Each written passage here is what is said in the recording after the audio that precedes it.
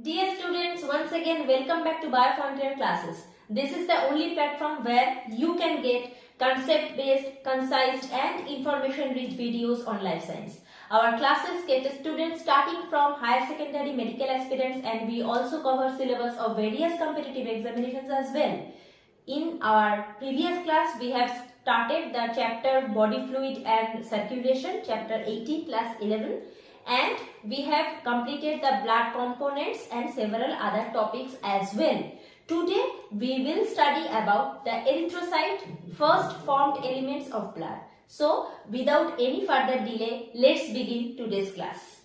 So before directly jumping into today's topic, let's recall our previous class a little bit. So in our previous class we have studied about the blood components. We have categorized blood components into two different categories. What are they? 45% formed elements and 55% blood plasma. Blood plasma, let me recall it once for you again. Blood plasma is the liquid straw colored component of blood. 55% of blood is the plasma. Okay. And the rest 45% of blood comprised of various blood corpuscles, or formed elements, we can say. Why they are so called formed elements? Because when we take some amount of blood in a test tube and keep it for some time, then we can see that the formed elements or the blood corpuscles settle down at the bottom of that particular test tube, and the plasma, the straw colored liquid, remain on the upper portion. Okay, that is why we are called the 45% part is formed elements. Okay, what are the formed elements? They are RBC or erythrocytes, WBC or leukocytes, and platelets or thrombocytes, we can say. So up to this I think I am clear enough. So let's begin today's topic. Today we will study about the erythrocytes or RBC. RBC means red blood corpuscles. Red blood corpuscles. Okay, and WBC means white blood corpuscles and platelets, etc. So why the erythrocytes are red in color? Due to the presence of hemoglobin. Due to the presence of hemoglobin. Hemoglobin is a type of respiratory pigment that is present in the RBC or red blood cell or erythrocytes. Due to the presence of hemoglobin, the color of our blood is red. Okay. So the formation of erythrocyte, the process of formation of erythrocyte is termed as erythropoiesis. So what is the definition of erythropoiesis, or what is erythropoiesis? It is the process of formation of RBC. Process of formation of RBC. Okay. Similarly, let me introduce with two another terms for you all. Leukopoiesis. Leukopoiesis is the process of formation of leukocytes or WBC. In case of WBC, and thrombopoiesis, I think you can easily make out this. Thrombopoiesis means the process of formation of thrombocytes or platelets.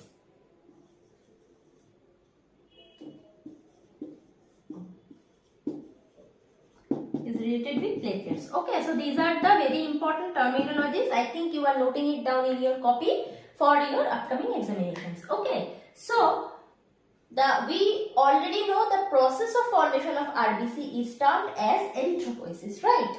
So next question side by side arise is, what is the formation site?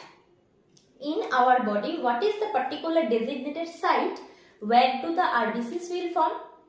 The answer is bone marrow. Okay. The answer is bone marrow. So within our bone there is a cavity filled with some kind jelly-like liquid, and that particular liquid is the bone marrow. Red blood cells formation site is that particular bone marrow.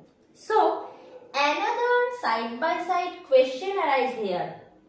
RBCs will form we know that as a human being, as an organism, each and everyone who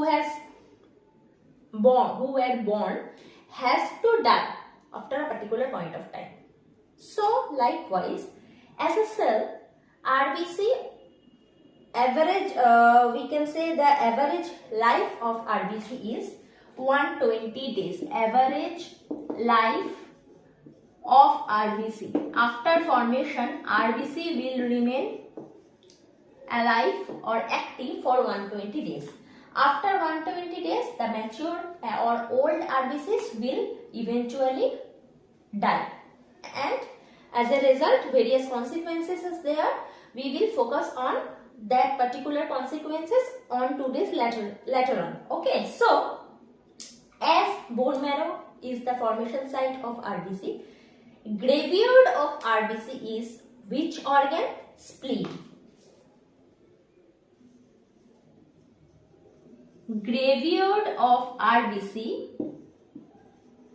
is spleen. Okay.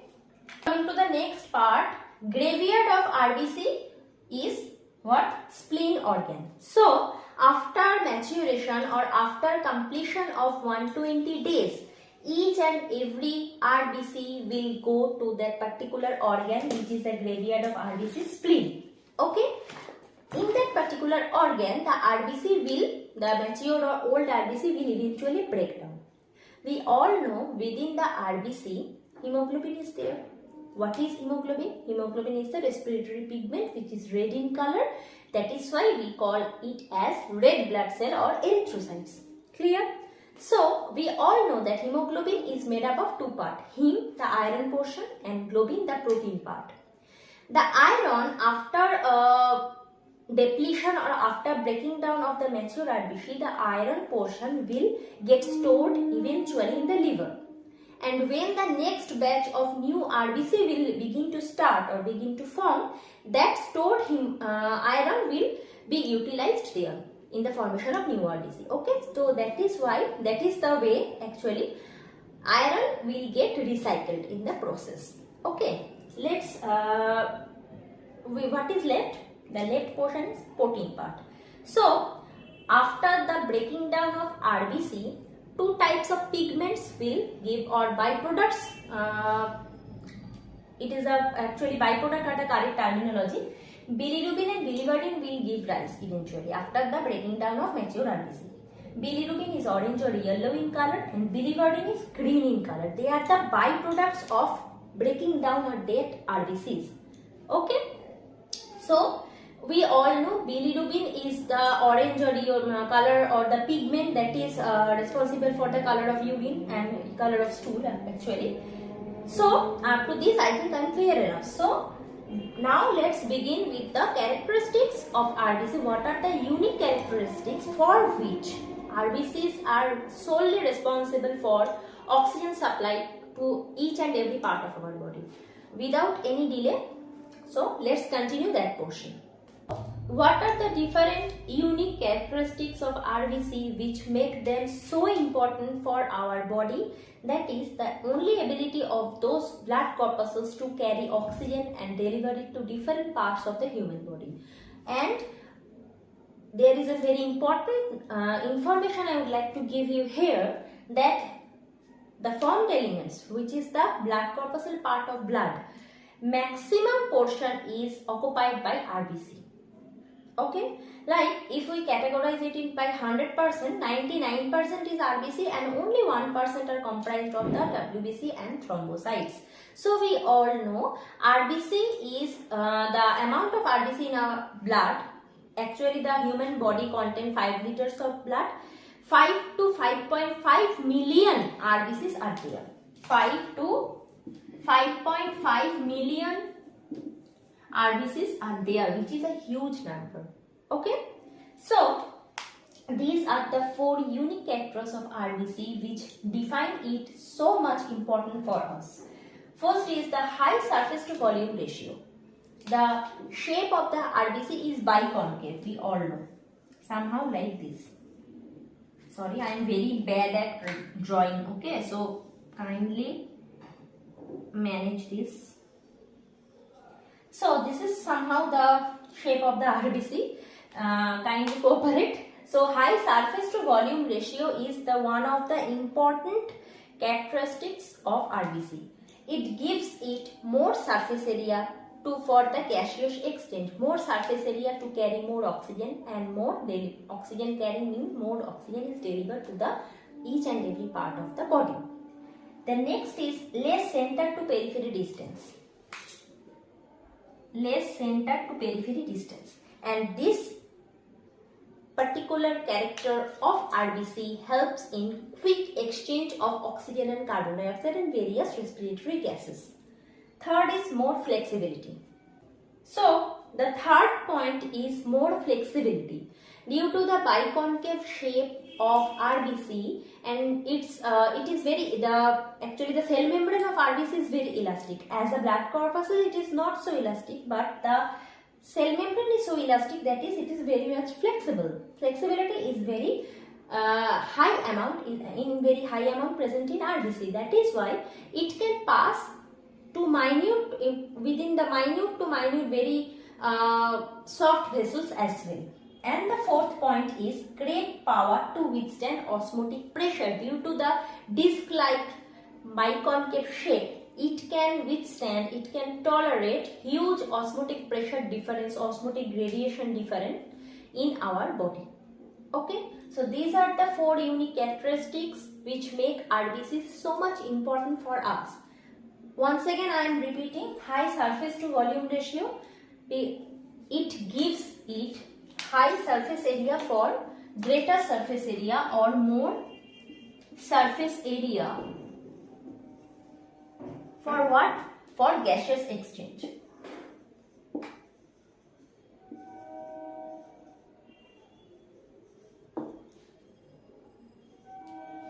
Less center to periphery distance. Less center to periphery distance means more or quick gas exchange.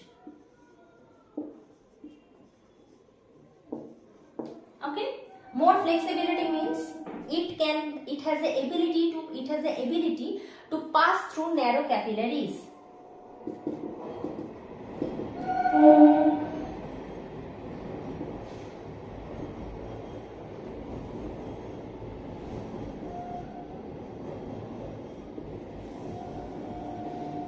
And last but not the least, it has great power to withstand the minute to very much change in osmotic pressure. So these are the unique characteristics of RBC.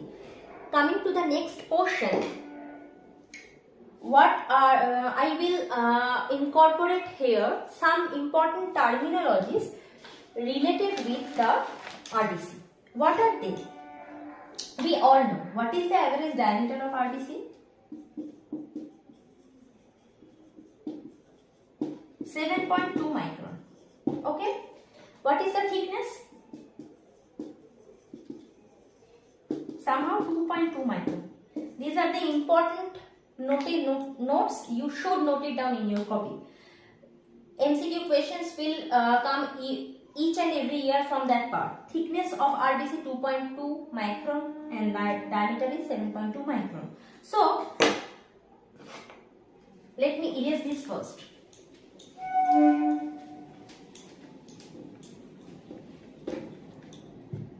Some terminologies I would like to incorporate here. Normocyte. It is a normal average particular shape of RBC which is in normal situation. The average is 80 to 94 millimeter cube. Okay. So the RBCs of greater size, greater than 94 millimeter cube, are termed as macrocytosis. These type of RBCs you can easily found in megaloblastic anemia.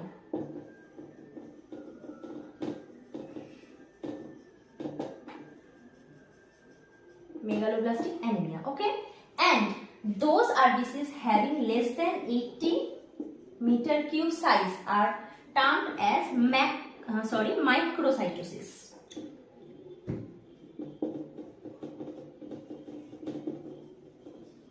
And these kind of RBCs we can easily found when there is some anemia due to less amount of iron deficit anemia.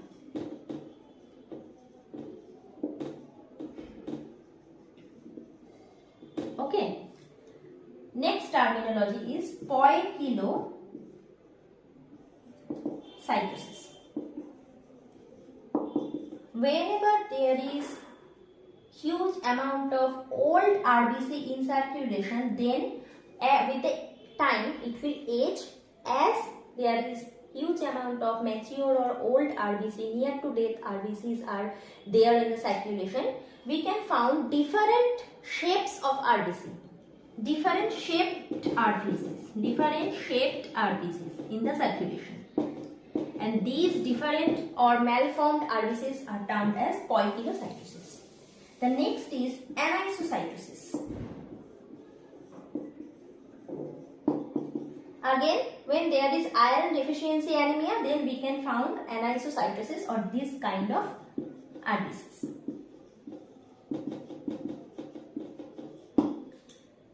Spherocytosis.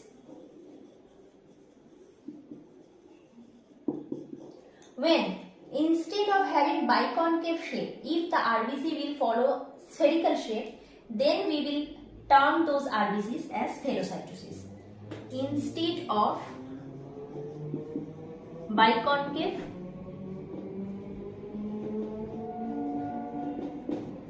shape is spherical. Okay. Last but not the least, reticulocyte. Reticulocytes are mature RBCs. RBC membrane is made up of protein and lipid, and the protein I am removing it. The protein ankyrin and spectrin are responsible for the biconcave shape of RBC. These are the very important informations for you students. You must note it down in your copy, because you can expect many more questions from these particular terminologies. So, the cell membrane of RBC is made up of protein and lipid like other organelles, and the protein ankyrin and spectrin are responsible for the biconcave shape of the RBC. Okay, so up to this I think I am clear enough to you. Let's proceed with the next portion. So, after the completion of total RBC, we all know that RBCs are the major blood corpuscles in human body. It is 5 to 5.5 million in number in our 5 liters of blood, and the average lifespan is 120 days.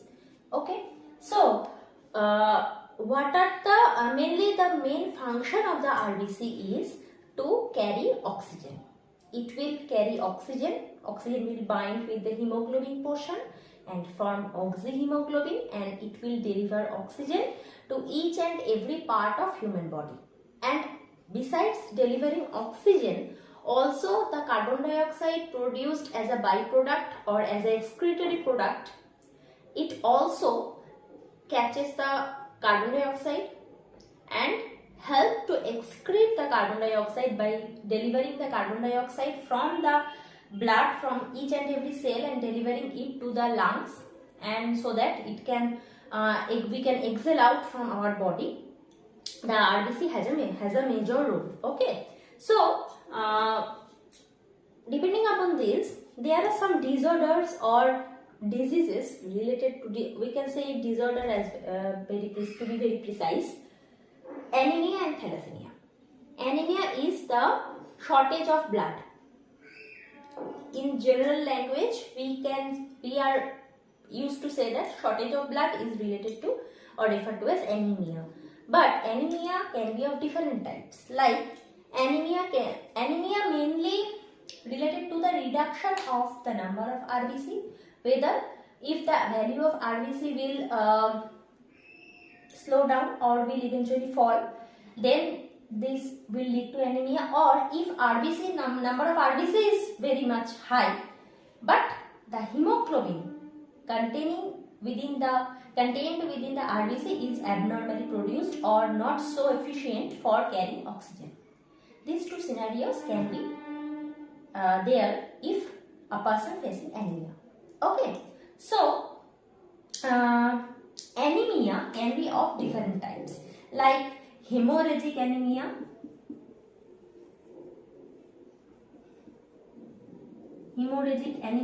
when there is too much bleeding happen due to some accident or due to some other phenomena, then huge loss of blood can lead to hemorrhagic anemia. Okay, this is one type of anemia. Huge loss of blood means huge loss of RBC as well, and this will lead to eventually anemia, and that particular anemia will be termed as hemorrhagic anemia. Bleeding, when there is bleeding due to accidental purpose or any other kind of reasons. The second is aplastic anemia. When there is, it is one kind of cancer, we can say. The third reason can be pernicious anemia. Due to the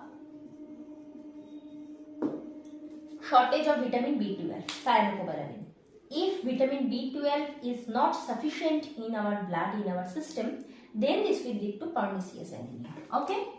And the fourth one is hemolytic anemia.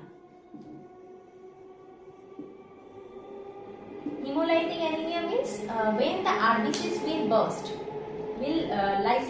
lysis will be there, then this will lead to hemolytic anemia. Hemolytic anemia can be induced by some kind of parasite infection like malaria. After malaria, many patients will face hemolytic anemia. After any disease, after any drug application, after any kind of infection, there can be hemolytic anemia. So anemia mainly it is the shortage of blood. It can happen due to hemorrhagic anemia, due to accidental blood loss. It can be aplastic cancerous anemia. It can be pernicious, shortage of vitamin B12 if there, then it can lead to pernicious anemia. And the fourth one is hemolytic anemia. If there is some kind of infection, parasitic infection, or some kind of disease, some kind of drug introduction is there, then it can lead to hemolytic anemia. Okay, next is thalassemia. Thalassemia is actually a genetic disorder. It is related to chromosome number 16. Very important information for you students for your upcoming examination. Thalassemia is actually a genetic disorder, and it is related to chromosome number 16. Actually, we all know that hemoglobin is made up of alpha and beta globin chain. When the formation of alpha and beta globin chain is somehow dismantled or disordered, then this kind of disease can be a patient can face. This is actually a genetic disorder. A patient can inherit it from maternal or paternal side, and in case of thalassemia, it can be sickle cell, it can lead to sickle cell anemia, and so on. So thalassemia is a genetic disorder. It is in case of thalassemia, a patient need blood transfusion in very short intervals. Okay, so another is polycythemia. Polycythemia is the huge or increased amount of RBC. Listen very carefully. Human body or in our living world, every parameter, everything need to be very precise, very stipulated amount. Lower than the required amount is also can cause harm, and the overproduction also can cause harm. Polycythemia is the example of overproduction of RBC or increased amount of RBC. It can occur due to the overstimulation of stem cells. Stem cell means the bone marrow. If the overstimulation of stem cell will be there, then it will produce excessive amount of RBC. When a person travels to the high altitude, then it can lead to polycythemia. When there is prolonged some kind of prolonged activity point of time a person functions, then it can lead to polycythemia. Fluid loss, excessive fluid loss, excessive electrolyte loss can lead to polycythemia, and genetic factors must be there which can lead to polycythemia or these kind of disorders. Okay, up to this I think I am clear enough to you. If you have any question regarding today's topic, you can always comment down below, or you can email me so that I can face or address your questions as much as possible. Okay, this is it for today. If you have any query from your side, you can always comment down below or email me in my email ID, which is right now popping in your screen. And if you enjoy the learning process with me, don't forget to like the video, share the video as much as possible, and don't forget to subscribe to this channel. And always put the notification bell on so that each time I upload any video, you can easily get notified. So, happy learning and thank you for today.